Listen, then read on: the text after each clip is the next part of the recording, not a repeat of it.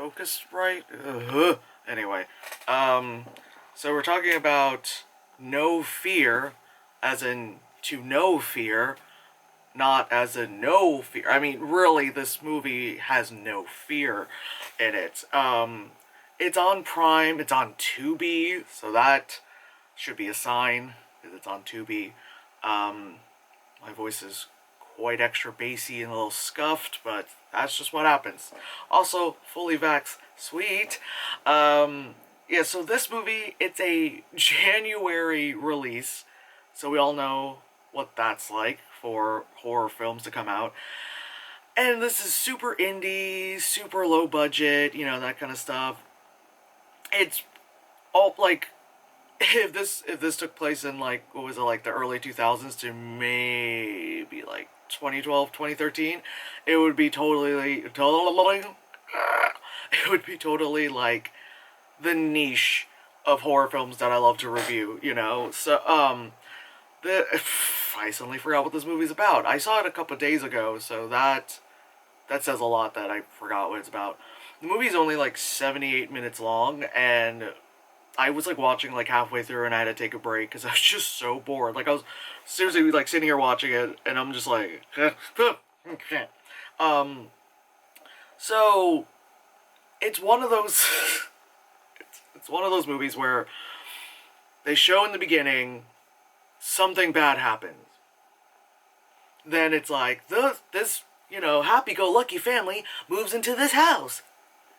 What could go wrong? Like it kind of this movie kind of plays off in a way like the I guess you would say the reimagining of Evil Dead, where they like in that movie where in the beginning like the father burns his daughter alive, and then they're like, let's go to the cabin in the woods kind of stuff. In this one it's like that, where it's like, I see the spirit, blah blah blah, like that happens, and then it's like family moves into the house kind of stuff.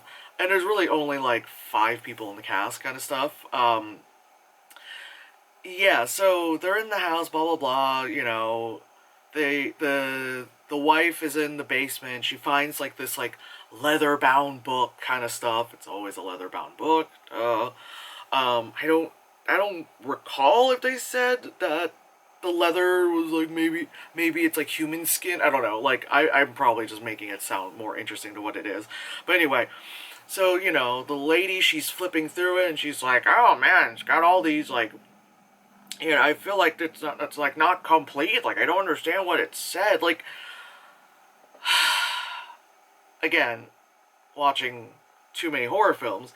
Like last year when I was doing like a deep clean of my house and I was in my basement going through some shit, if I found a leather-bound book well, that would be really random in this household, but if I found like a weird leather-bound book, especially if it wasn't in like a foreign language, I mean as in like if it wasn't in like Chinese or something, if it was in some kind of language and I was just like, nope, I would just throw it out, be like, nope, watch too many movies, I know what this fucking leads to. But, they're flipping through and they're like, I don't know how to read this, blah, blah, blah. And the lady's, like, in the kitchen, with her glasses on. She's, like, trying to, decipher it. And I'm just like, like, I get it with a lot of these movies. It's like, we know, like, no one's smart. Everyone's a fucking idiot. And it's the whole, don't go downstairs, don't open the door, don't this, don't that. It's one of those kind of movies. But it's just, there's a certain degree of these movies where it's like, how fucking dumb are these people? Because even like when you watch like slasher movies, there's a certain degree of like, okay, we get it, bitch is gonna run, she's gonna fall, da-da-da. But there's like a certain degree of like, okay, how dumb are these fucking people, And anyway, so the wife is doing whatever the fuck she's doing, and she gets possessed, like you do. And so that happens. And then other stuff starts happening. And then, like I said, it was kind of like Evil Dead, but also at times it was kind of like Insidious, because it's like, you couldn't see the bad thing, but there's a bad thing. Cool. But whereas, of course, Insidious was done well and, actually gave you like, oh shit, kind of like reactions to it. This I was like, okay, what's happening? There's like a daughter or a cousin. Again, really doesn't matter, because I think it's like there's an older guy. I think that's the son of the parents, and I think the girl is the cousin, so it's her niece. Again, the relation to the family doesn't matter. So there's a young girl, and I'm guessing she has like she does YouTube videos or something, but they don't really say you do YouTube videos, you know, because again the movie came out this year, so like of course. What else are the young people doing now? How old am I? Let's not talk about that. And so I guess she has like her own like paranormal ghost hunting show or something she does on her UbiTubi or some shit. I don't, whatever. They don't really explain it, but it's kind of like obvious. So there's one part where like, you know, she sets up her camera. Also, I love that she gets her tripod and then she just puts the camera like on the tripod. Like it doesn't even have like the the dangly dealy on the bottom. You know, she like clips it on. Nope. It's just the thing is stuck there and she just plops her big DSLR there and I'm like that's how it's done. She does that, and then she like stands and she goes, "Hey guys, so thanks for tuning in. I'm outside at the blah blah blah house," and then she picks up a thing and she's like, "Right here, I have the like I think it's supposed to be like an EMF, but like, you know, I've watched enough, you know, like Ghost Hunters, like all those shows with their EMF devices, and even like BuzzFeed Unsolved, you know, like seeing their little like weird devices they have." Like her EMF reader looked like a barbecue lighter, you know, like it just looked like one of those like the red barbecue lighters, but like there was like readings in it, and she's like, "So guys, I'm gonna keep on. This measures out the energy," and it's like okay, and it's so funny because like she obviously like walked out of frame doing it, because they'll show like footage from her camera, but then like regular you know movie camera footage, and she obviously walked out of frame. But then they'll show her thing, and she's like perfectly like in frame, like oh I'm just off to the side. I'm doing a little like Mr. Robot thing, you know, a little asymmetrical, you know, just a little off to the side with my you know barbecue lighter, you know. And of course it's like, hey, is anyone there? Anyone? Oh, also, she's outside during this. She's not in a basement. It's not at night. She's outside, like in a backyard during midday. You know, she's like, I'm like, girl, you're outside. There's what power lines and shit, and you're like, oh, fine. I don't know any of this. I've never ghost hunted before, so I don't know.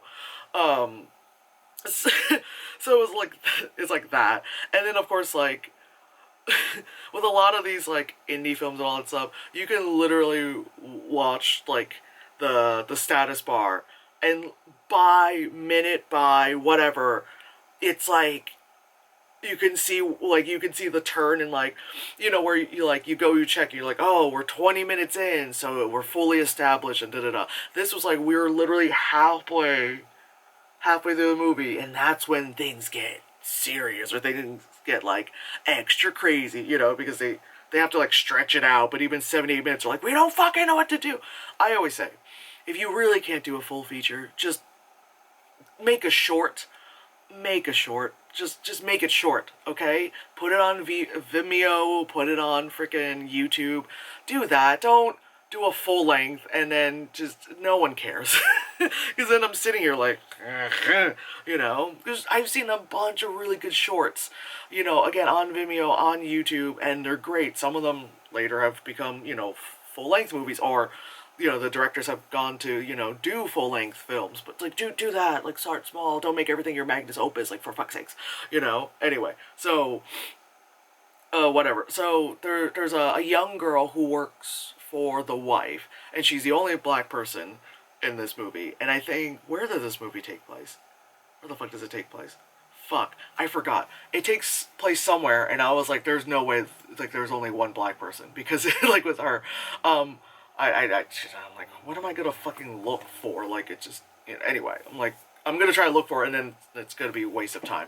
But yeah, there's somewhere where it's like, really? Anyway, so, so the thing with, the book and all that stuff, so, the young girl is like, I look through the book and she starts translating things because again that's the smart thing to fucking do, you know. I mean like I know you know like I know a bit of Latin and it's, you know it's on my arm and shit like that, but if there's suddenly like a random leather-bound book and like I look and I go, I think that's Latin, I'm not gonna be like, let me translate it. Yeah, maybe it's something interesting. I'll just be like, that's some shit right there, and it's gonna throw it out. It's gonna be someone else's problem, you know. But yeah, the young girl, because she does her like YouTube videos and stuff, she's like, so I was looking it up and it says this. Like it's like so, the whole like thanks movie, tell me, don't show me, stuff like God, just stop. Just and it's like the thing where she's like, so you see, like, oh my god, and inside of it, there's like a triangle already. I'm just like laughing about Illuminati, Dorito and stuff, and it's oh my god. So you know how like in Evil Dead and all these like possession supernatural movies, whenever there's like the evil book and it's like drawn and it's kind of like it looks like black metal artwork and stuff like that, like that kind of shit. This was like, what person did you get to draw this kind of stuff? Because like I said, the props are hard. I'm a prop maker, I get it, props are hard, but there's a certain degree where I was just like, okay, did you at least, I don't know, trace something so it looks like decent, or did you get like someone's 8-year-old nephew to draw?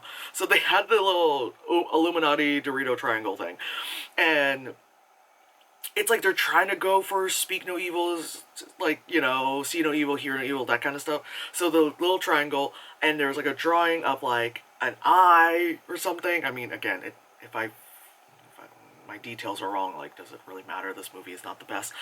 And then there's like a mouth, but it was just like a like just like, okay. And then there's an eye, there's a mouth, and then oh yeah, there's like an ear, and it's like and then the girl was like, yeah, so one of us would be able to see the demon. One of us would be able to hear the demon. One of us would be able to speak, or like that kind of stuff. It's like you all can't do everything. It's just one at a time. And so of course, like at one point, the dad, like, he looks at the book. He's like, "What? This was blank pages. Now it's full of stuff." And the girl's like, "Oh, you can see," and I'm just there like, oh god, here we go, and then the phone rings. Oh, and of all things, it's like, it's not just like a regular phone, it's like a rotary phone. It's black and gold and stuff like that, because and so the girl picks it up and she's like, I don't hear anything. And part of me would have just been like, older guy, you listen to this, because there's 3 of us. If I can't hear it, it's probably gonna be you, bro. No, they wait for like 10 more minutes for him to answer, and him hearing, but you don't hear like a kind of thing. You just hear like a like kind of noise, and you're like, what the fuck is that? And he's like, and then she's like, you can hear it. Like, oh my god, oh my god. Okay, we get it, So then you can talk. Okay, we get it. So so that and oh my god, so it's like it gets to this point. Oh, and then like they were like upset that they were like, I can't believe we dragged the black girl into it, and she's just kind of like, oh fuck. I think she was like a TA or something, but she really was just like, yeah, fuck, I got dragged into these crazy ass white people. So anyway, stuff happens. The dad starts like cutting himself open and like rubbing his blood like on the pages of the book, like flip through the pages. I mean, I saw something like that at the Whitney, like when I was in college, where a guy was just like cackling, and it's filmed in black and white because art. And it was like filmed in black and white. The guy's like like laughing, and then just pouring goop of paint onto like a phone book and like other shit until like a phone book became like this big. And I was just like, wow. And I was in college, and I was like, well, I might as well just fucking kill myself, because if this has to be my future, oh god. Anyway, so it was like that, where you're just like, I'm just gonna rub my goo, turn the page, rub my goo, like on it, just so stupid. And then the guy, like every so often, it was just like he had fucking tinnitus, because he'll just hear like, and then he'll hear like, and he's just like, oh my god, get out of my head, Charles. Like, okay, bro. And I forgot what the girl did. Like, she just, I don't know. Like, oh yeah, she was like trying to, I don't know, say some stuff. Anyway, so um, oh yeah, then they were like the demons were taking over them and making them like kill themselves. Oh god, and like the black girl like accidentally stabs herself and she's like, you know, because no one gets out alive. So anyway, so they pretty much like they vanquish the demon, you know, because you know what, with these movies that's so easy and it's like, oh my god, we did it.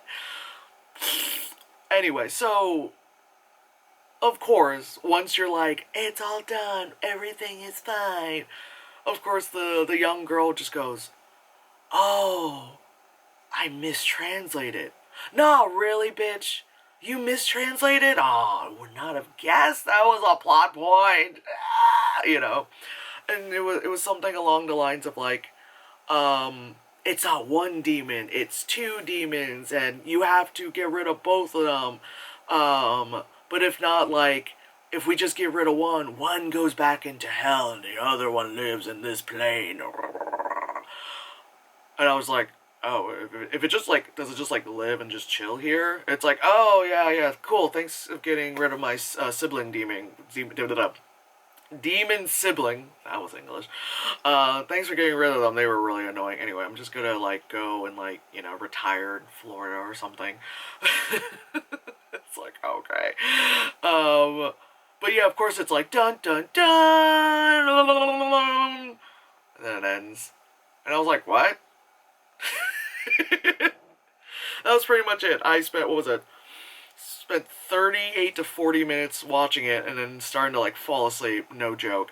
Then I took a break and I was like, all right, let me just, I don't know, like, just not do, let me look at the news about Israel and Palestine because I think that will, you know, be more interesting and, you know, less of a headache than this movie.